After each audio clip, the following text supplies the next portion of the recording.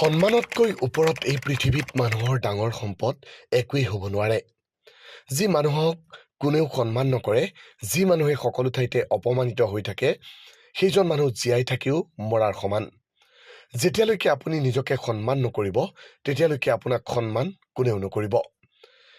আজিকালি অধিকাংশ মানুহৰ এনেকুৱা চিন্তা ভাৱনা দেখা যায়, এনেকুৱা মেণ্টেলিটি দেখা যায় যে তেওঁলোকে নিজকে পচন্দ নকৰে, নিজৰ ভালেখিনিয়েই বিচাৰি নাপায়।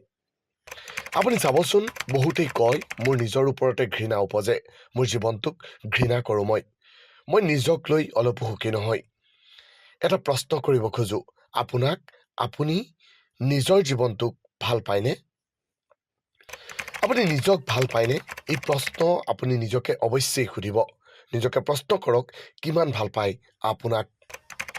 আপুনি কিমান সুখী নিজক লৈ? নিজকে সুধি উত্তৰ বিচাৰক।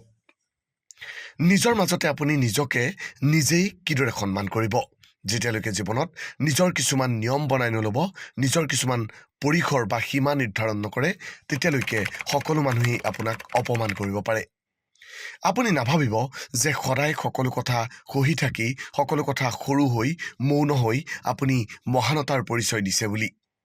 কি সহিব লাগে, কি প্ৰত্যুত্তৰ দিব লাগে, এই কথা আপুনি বুজিব লাগিব। সকলো কথা সহি থকা বা মনে মনে থকাটো কাপুৰুষৰ চিন, মহানতাৰ নহয়।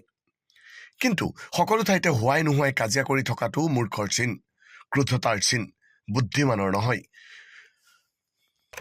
বুদ্ধিমান সেইজন যি সকলো কথাৰ উত্তৰ এনেদৰে দিয়ে যে যি উত্তৰৰ মাজত স্বাভিমান দেখা পোৱা যায়, ক্ৰোধ দেখা নাযায়। আপুনি যেতিয়াই কোনোবাই কৰা অপমানৰ উত্তৰ, সেই উত্তৰ আপোনাৰ ক্ৰোধৰ সৈতে বাহিৰ কৰে, স্বাভিমানেৰে নহয়, কিয়নো আপুনি তেওঁক ভাল নাপায়।